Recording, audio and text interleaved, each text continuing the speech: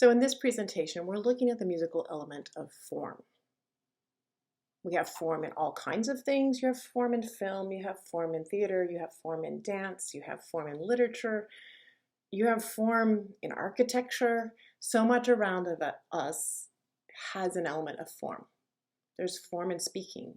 If you've attended a sermon or a speech, there's a form. There's a formal structure that allows us to follow. It allows some sense of predictability, something that allows us to, it's structure, right? So in music, musical form is the shape of the piece in time, as opposed to space, because architecture is form in space. Visual art is still form in space. Something like dance or film or theater, they have form in time. In order to understand something that you watch on a film, whether it's digital or a YouTube click or a TikTok video or a movie, you have to watch it in a space of time. TikTok's typically short. We have short attention spans. But if you're watching a movie, you still have to watch the arc of the film.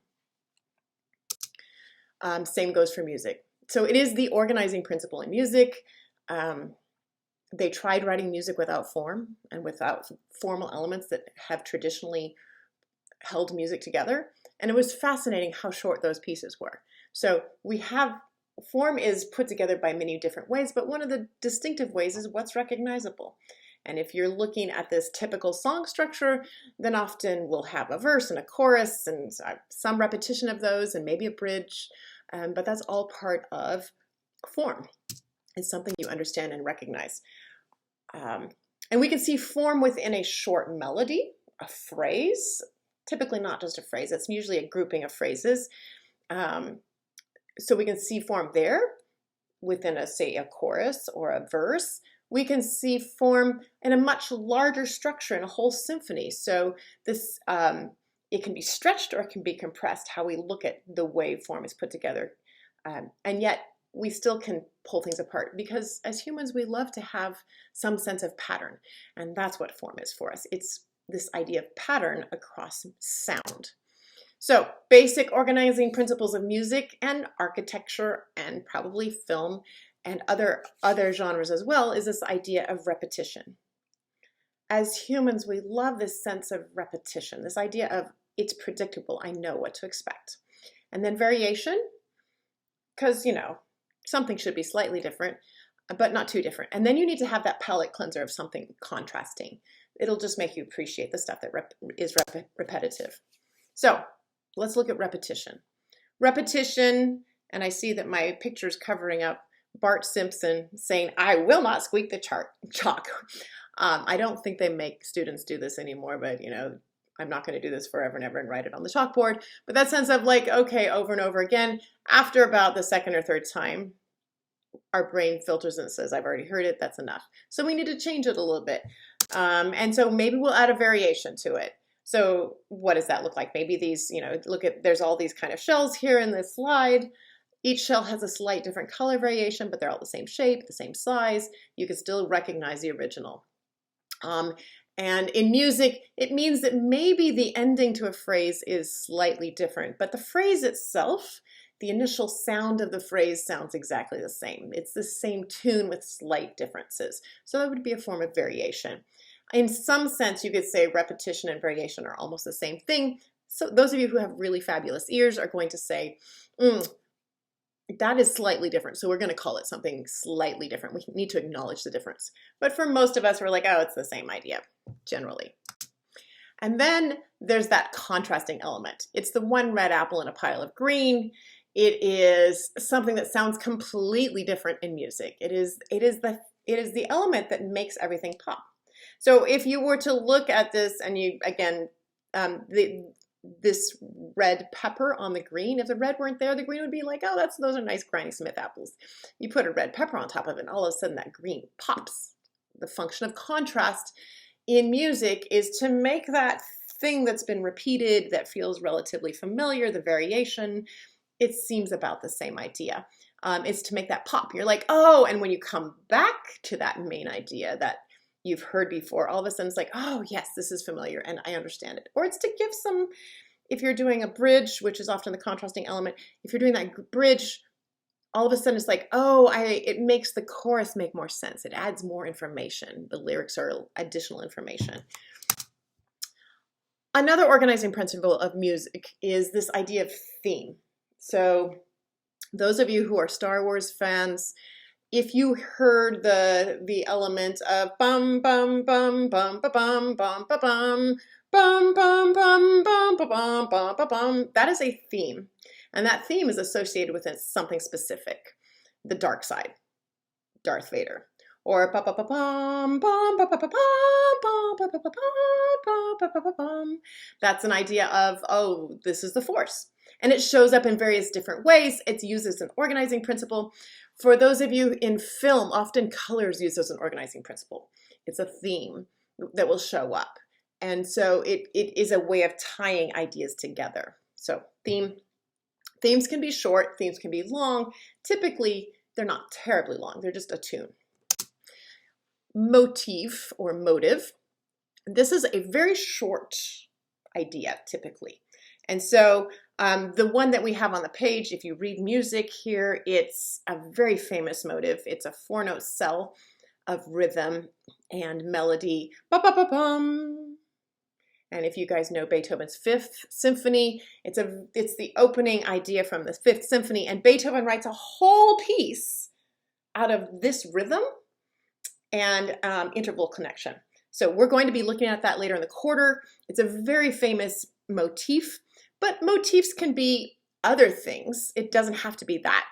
It's just one of the popular motifs, and it's just this little cell. And a lot of times composers will use a rhythmic cell like this to connect ideas together, to make something that's recognizable. Another thing you might see in music is this idea of sequence, and this shows up especially in music from the 1600s to the 1750s, what we call the Baroque era. It shows up elsewhere as well, but you've probably heard it most frequently in the popular Christmas carol, Angels We Have Heard on High. In the chorus, you've got glow, and then you do that same rhythmic idea again on a different note, da da da da da, and then another note down, da da da da da da da da. So that little da ti ti ti ti, that idea with a note and then a descending idea, melodic idea, shows up 3 different times, and it starts on different pitches. Sequence is usually going to happen on different pitches. And it's just, again, it's a way of the composer stretching an idea and adding a little bit of variation and repetition. So it's a building block, and we call it sequence. Those of you who study Suzuki violin, Vivaldi uses the idea of sequence a lot. He loves that, and we'll see it in his concertos. Those of you like the Four Seasons and stuff like that, the concertos that he wrote, sequences all over the place. Same goes for Handel, if you've listened to the Messiah. Again, sequences all over the place. He loves that. Ostinato. Ostinato is a really fabulous tool that's used to build musical form. Often we see the ostinato added to create tension. And so there are 2 types of ostinato. One is a repeated note or sequence of notes that is repeated over and over again to create tension. And so those of you who have well-developed musical ears, if you have a passage where you hear in a film score or something else where you hear the composer, like there's tension going on, listen to see if there's a repeated note that doesn't change, and then there's chords that change on top of that. Often that repeated note is going to be in the bass line, and it makes it really interesting that way. The second type of ostinato, and the one that we have depicted here, is a repeating bass line. And it's multiple notes, but it's this snippet of, you could also call it a motif, but when you repeat the same notes over and over and over again without changing them, the pattern, we often will call it an ostinato, especially if it's in the bass line. So probably one of the most famous ostinatos in classical music is Pachelbel's canon, the bass line. Da, da, dee, da, dee, da, dee, da. And those 8 notes in the cello get repeated over and over again. I mean, I'm amazed the cello doesn't fall asleep. But on top of that, Pachelbel creates this amazing sound that and tune that you have borrowed through the ages. So that's a version of it. A lot of popular songs are built on a specific bass line, and I will look into that at later in the quarter, but it's really fun to hear how many pop songs are based on 4 chords and the same pattern of 4 chords. It's some of you know exactly what I'm talking about. Others of you, I'll show you the video later. Song form. Song form is just based on the repetition of musical ideas. So just so you know what we're talking about, when we have most pop songs and sacred songs and contemporary Christian songs, if there's lyrics, typically we're going to say that there's a verse. And when we have a verse, it means the music will stay the same, but the lyrics will change. So if you sing Amazing Grace and you sing all 5 verses, there's no chorus. It's just Amazing Grace.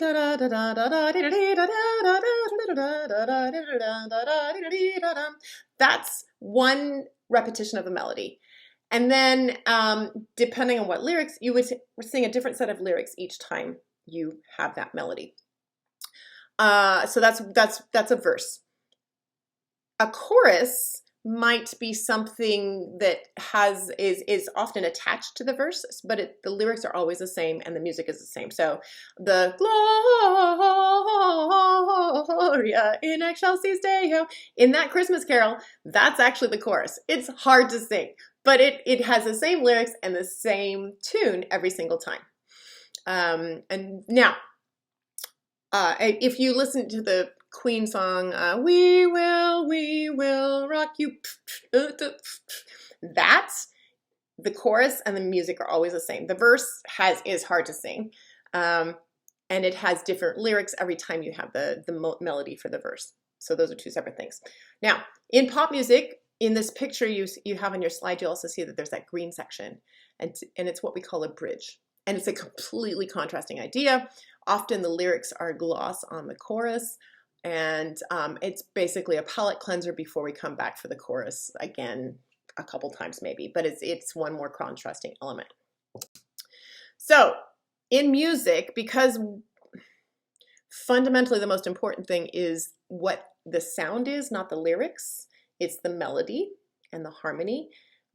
That's primary and lyrics are secondary, because if I'm a violinist. So if I'm going to play that melody on the violin, you're not going to hear the lyrics, but you'll recognize the tune. And that is something that can repeat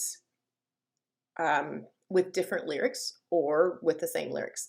So different lyrics would be the verse, same lyrics would be the chorus. So in music we use, when we're talking about a musical phrase or a musical section, we're going to use the alphabet.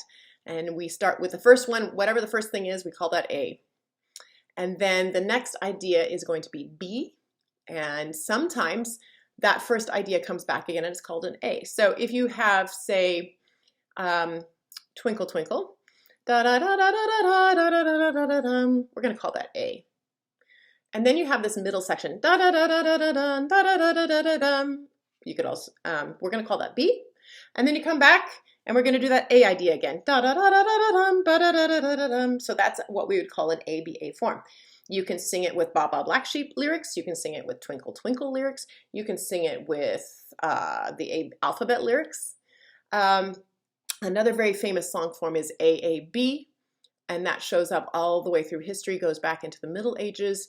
And that's, again, you have this tune and it's going to repeat itself. And then the B section is usually almost twice as long as the A. It's just how this song structure has been there for a long time. Probably the most famous, most popular song form for popular song is this idea of AABA. And if you're familiar with the American songbook tunes of the 30s and 40s, Cole Porter, George Gershwin, those guys, the choruses, the 32-bar choruses, like Somewhere Over the Rainbow, all of those have an AABA song structure, the tune. You're gonna have an idea and it will repeat itself. You'll do something contrast and they'll come back to the main idea. And again, it has this idea of repetition, the AA, contrast in the B section, and then return to the A section afterwards. So, and in this module that you're going to be looking at, you'll be looking at AABA, and you'll look at AAB, and you'll look at ABA. So those are the three different forms you're going to be looking at. Now, something like Amazing Grace, that melody doesn't have any repetition. Each phrase is a new idea. So that is a form of A, B, C, D. Amazing grace, how sweet the sound that saved a wretch like me. I once was lost, but got, well, I'm not even going to sing it, but anyway, you got that. Each phrase, every time you have the punctuation, that's the end of a phrase, and it's a new, each one's a new idea. Versus da da da da da da da da da da da da. There's an A. Da da da da da da da da da da da da da. That's A again, but with a different ending. So you could say A, or you could say it's an A prime. And now we go to something new. Da da dee da da da da da da da da da da da. And then back to A. Da da da da da da da da da da da da. And at the bottom of your screen, you can see how it might be verse, chorus, A, B, A, B. If repeat chorus, it would be B. If you add a bridge, that would be a C. Those are some ideas. All right, and then the last one that I have for you, strophic form. This is just so you know, the next time you sing a hymn and you have lots of different verses and the same melody, we call this strophic. It's just different lyrics for the same tune. That's a hymn, and that's strophic. If you have verse, chorus, that's still strophic because it's the same music over and over for each verse. If there's some variation with the verses, like the melodic changes, melody changes, we see composers in Germany writing art song that has some similarities in the music, but it's not always the same for each verse, then that's what we call modified strophic. But strophic, try saying the word strophic. It's a snob word that you can use with music, and it makes things more interesting. And finally, just remember, I can do all things through Christ who strengthens me. For some of you, that means something. Blessings.